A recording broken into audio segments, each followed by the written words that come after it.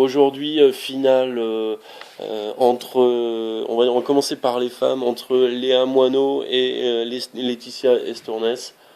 Voilà, Jean-Claude, ton pronostic, qu'est-ce que tu en penses? Alors, la finale, bon, moi j'ai vu déjà les deux demi.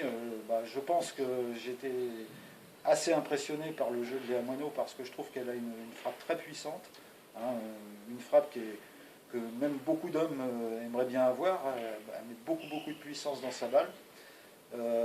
Elle est capable aussi de construire l'échange, de jouer tactiquement, de poser aussi des balles.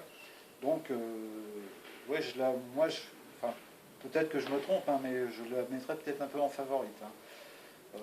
Et Laetitia, ses atouts?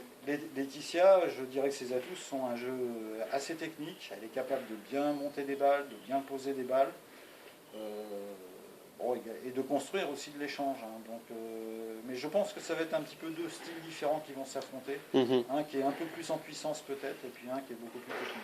Tu me parlais d'un match entre filles, entre Estournes et Sabrina, qui était un retournement de situation, Ouais, un changement tactique ouais, de la part de Laetitia, donc ça promet quand même ouais. des matchs assez serrés. Disons, parce que ce que je trouve, c'est qu'elle est capable justement de bien réfléchir et à un moment donné de dire bon, mon jeu ne fonctionne pas, donc je vais essayer autre chose, de varier sa tactique et de trouver en fait une faille qui réussit quoi, derrière, Ouais, hein, ouais. vis-à-vis de son adversaire. Donc pronostic, Léa. Je ne me prononce pas, mais bon. Alors, on peut bien parier, il y en a qui parient des roupies sur des joueuses qui ne sont même pas au tableau. Donc voilà, donc Bon, je dirais que ça n'engage que moi. ouais. Très bien, maintenant finale homme avec Arnaud Foissac et Mathieu Favnec. Donc là, pronostic, les qualités, les atouts de chacun. Alors, moi d'abord, Foissac, j'ai trouvé qu'il est vraiment celui qui peut remporter le tournoi aussi. Je vais dire, bon, je fais peut-être des pronostics un peu aventureux, mais bon, franchement, je trouve que c'est un joueur d'une très grande qualité, extrêmement rapide sur le court. Il a tous les coups du squash, vraiment avec une précision impressionnante, c'est-à-dire que quand il pose ses balles, la balle, elle est vraiment au millimètre près là où il faut, la balle va dans le nick.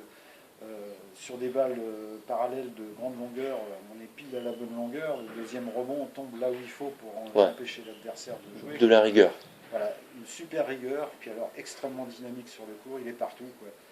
Par moments, on se dit non, il n'aura pas la même, mais si, à chaque fois, il a la balle, quoi. Et en plus, pour construire un coup derrière qui met en difficulté son adversaire. Bon. Donc vraiment, je trouve que c'est un joueur exceptionnel. Et Mathieu? Alors Mathieu, je dirais que c'est peut-être, moi je le considère peut-être comme un joueur plus d'instinct, c'est-à-dire avec une très grande vitesse de balle. Il est capable de vraiment beaucoup accélérer. Il frappe. Je crois que sa force c'est ça, c'est la vitesse en fait du jeu qu'il est capable de construire, quoi. Bon, peut-être que tactiquement, je pense que Foissac est plus fort, mais Oui, parce que tu me parlais sur le plan tactique, hein. tactiquement, Arnaud Foissac avait été plus embêté sur un match avec Monsieur Deltono, Alors, qui justement avait relevé un petit peu les balles et ouais. qui avait gêné justement Arnaud. Ouais. Alors dans la demi-finale qu'il avait joué contre Yuri Delteno, euh, il domine effectivement bien les échanges dès le début de jeu. Je crois que le premier jeu doit faire 11-1. Mhm. Dans le deuxième, on était en 6. Et puis bon, Yuri, à un moment, voyant qu'il ne trouvait pas vraiment de solution, a quand même eu le réflexe à un moment donné de dire je vais changer de tactique.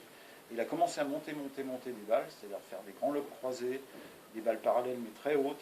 Et là, on a senti que la physionomie du match était en train de changer. Et ça s'est traduit d'ailleurs au niveau du score, puisque Foissac a réussi à l'emporter quand même, mais 12-10 dans le troisième. Ouais. Donc, Ce qui, voilà, ce qui amène donc une finale qui va être un petit peu pas bizarre, mais enfin, c'est-à-dire que pour Arnaud, quand même, le jeu de Mathieu ne risque pas forcément de gêner Arnaud. ouais, À voir. ouais, à voir, quoi, voilà. Voilà. Bon, La rigueur voilà, contre la fougue. voilà, c'est ça, je crois que c'est un peu ça, voilà. Ok. Ça se résume comme ça. Bon, prochainement, Aussi, à noter une chose, c'est que le fair play de tous les joueurs et joueuses était là, était au rendez-vous. Donc c'est très important à signaler. On peut amener, voilà, c'était une ligne de conduite, je pense, grâce euh, aux arbitres qui étaient là, Alors, officiels, à tous les matchs, qui ont permis justement à avoir quelque chose, une ligne très effectivement, fair play. je pense que dans un match, il y a tout, c'est-à-dire qu'il faut 2 joueurs, il faut une balle, il faut 2 raquettes, mais je crois qu'il faut aussi un arbitre. Et quand on a des arbitres de qualité qui sont derrière, eh bien forcément, ça fait aussi des matchs de qualité. Donc je crois que non seulement les joueurs s'appuient sur leur technique, et leur tactique et leur qualité de jeu, mais ils s'appuient également sur les arbitres, sur le fait qu'ils peuvent leur faire confiance et que j'ai quasiment pas vu dans tout le tournoi de discussion sur Non. des balles difficiles ou des balles litigieuses.